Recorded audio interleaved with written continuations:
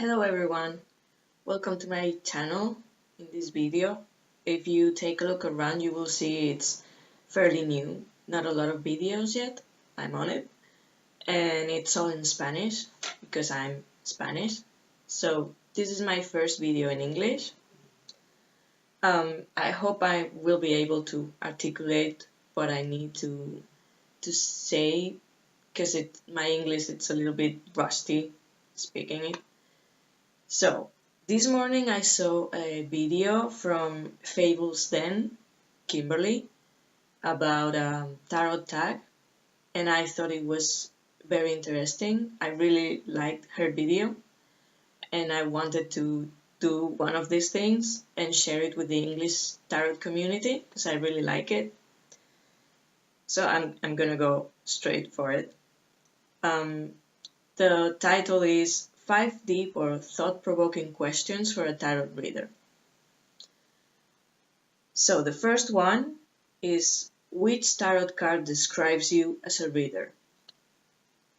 For me, even before I really started to get deep with tarot, I always felt connected to the High Priestess.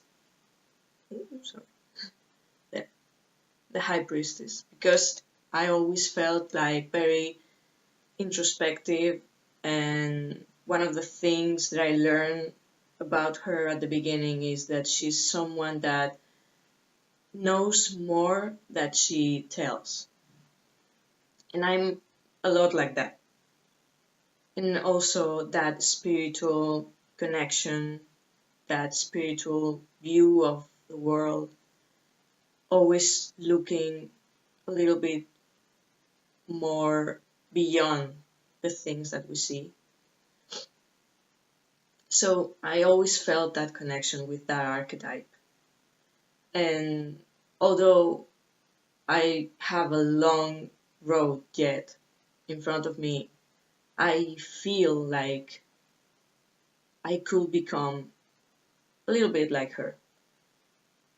And also because the way I interpret the tarot, and also for other people, especially for other people, I always insist that the way I do it, it's more studying how are you inside the person, and also a little bit of the surroundings and other people involved, or how the energies are around you. But it's mostly, for me, tarot, it's like a roadmap. You can see where are you, what it's around you, and a little bit some clues about how can you navigate and how can you master yourself in that place to go the way you want to go. So the other one I will choose, it will be the Hermit, because I think it's more important to find your light in your way than just knowing what it's gonna come to you from outside. And also because that's one thing I explain to people that come to me for a reading.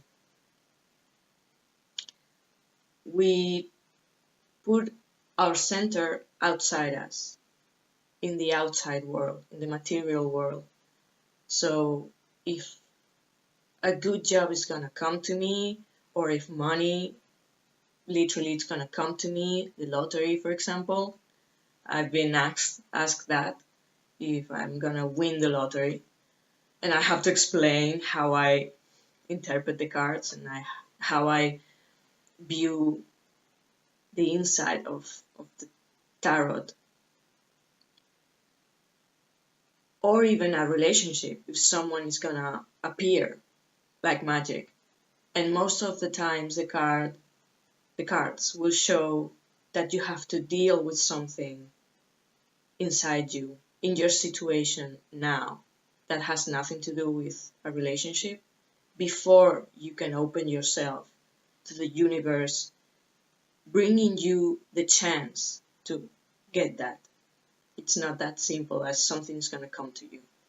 So yeah, it will be I think I went a little bit of a circle, but I hope it's mostly clear. Yeah, the High Priestess and the Hermit. The second one, what is your favorite card to see when you are doing readings for another person and why? Well, I guess because when someone goes for a reading, for a tarot reading, they're looking for clarity and hope because they're in a bad situation or they're really confused inside. So I guess the cards that bring clarity and light and healing, the sun, for example,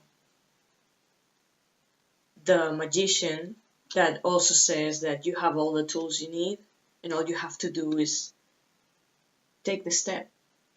That's also very encouraging and I really like that one. And also the queens and kings, because it means you're in a higher position, oh sorry, in a higher place inside yourself. You have that strength, you are in that center inside yourself and you can manage the situation better. Those cards, I guess, like more stable and strong position inside the person. I like those cards for them. Third one, why do you practice tarot? Ooh. I guess it depends. It changes through the journey. At the beginning, when I was a kid, I always felt attracted to everything that was a little bit beyond what we see in the material world, like everything spiritual, esoteric, all that kind of stuff. But I didn't really study it a lot. It was just like something that I felt attracted. And at first it was just that.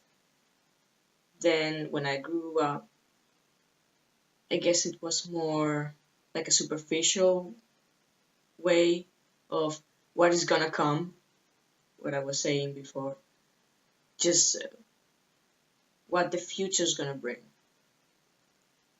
Then, of course, there's one thing that you are more interested in and you want to see the present moment, what you cannot see in that situation. So you start asking the cards.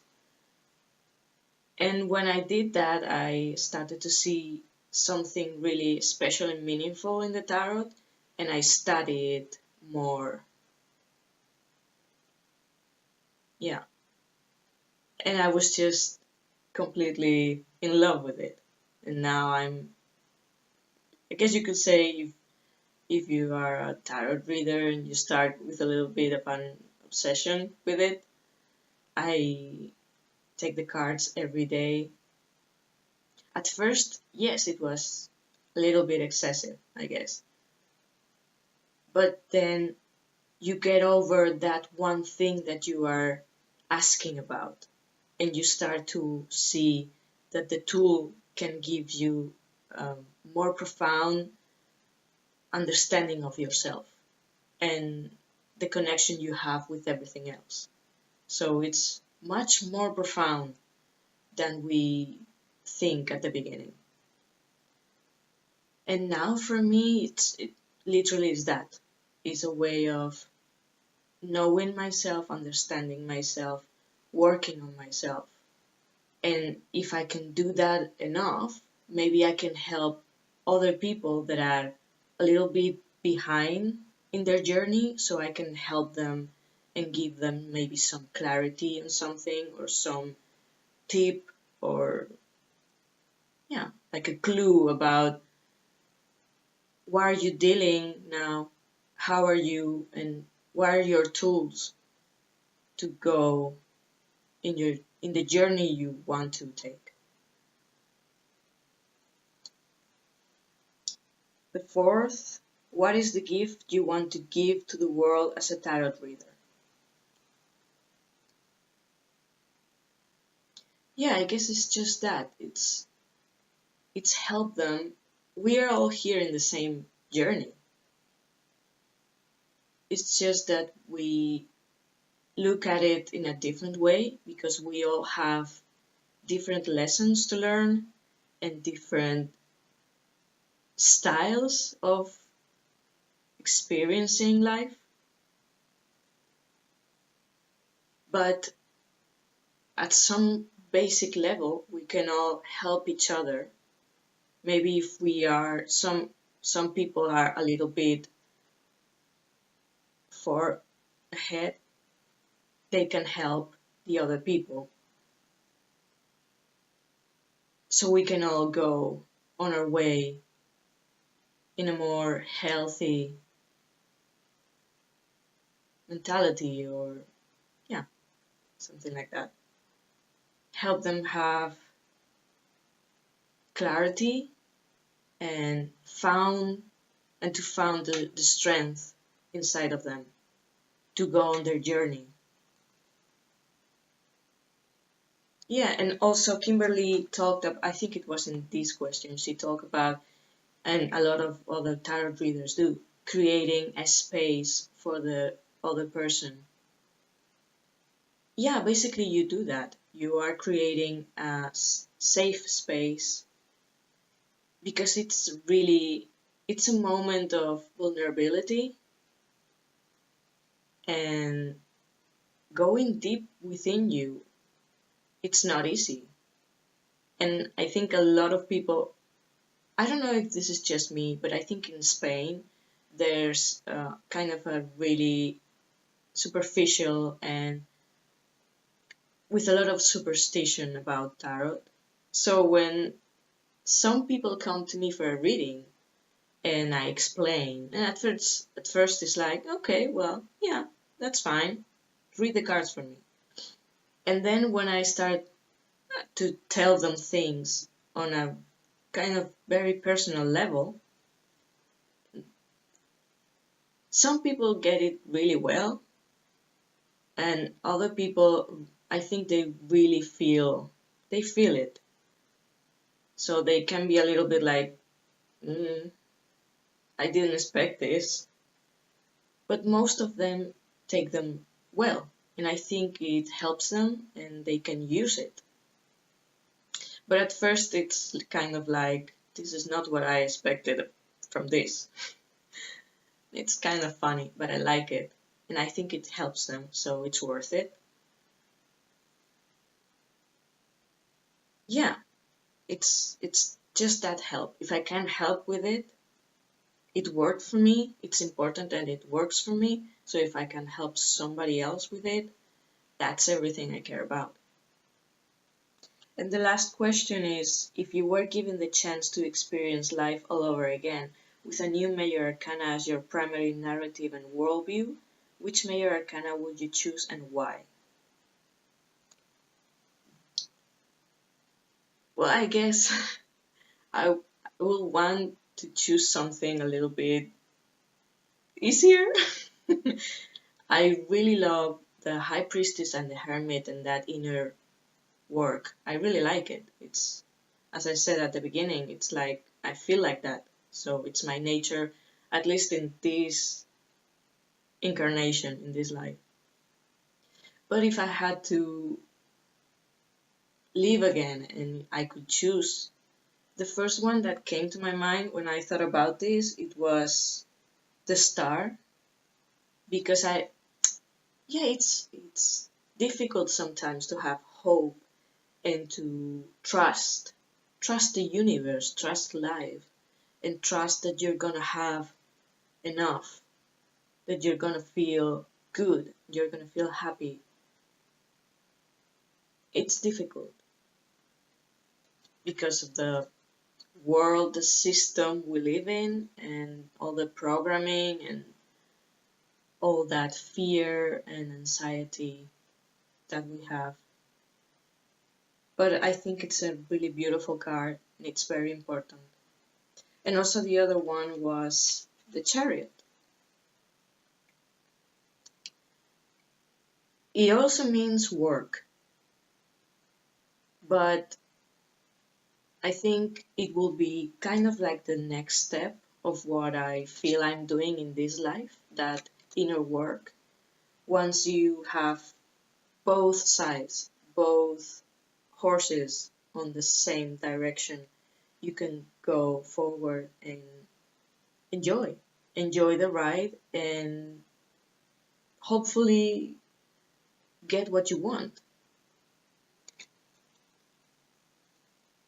And then I saw another one, which is also really nice. The sun goes in the same kind of direction. Clarity, light, joy. Yeah, I think I will like not so much the inner work, because I hope I did enough in this life. Maybe not, but I'm trying my best. And I would like to just be, if I cannot do it in this life, just be free enough inside myself to enjoy a little bit more. Yeah. And that's it. Thank you very much if you watched this video. Sorry about the mispronouncing or little English bumps on the road. I hope you like the content, and if you feel like it, try the hashtag, because I think it's really good and really cool. And yeah, hope I see you around. I would like to do more English videos when I get a little bit more used to it, and also share them with the English Tarot community. And also there will be, of course, Spanish tarot videos. So if you like it, subscribe, hit the link, sorry, the like, and yeah, I hope to see you around. Bye.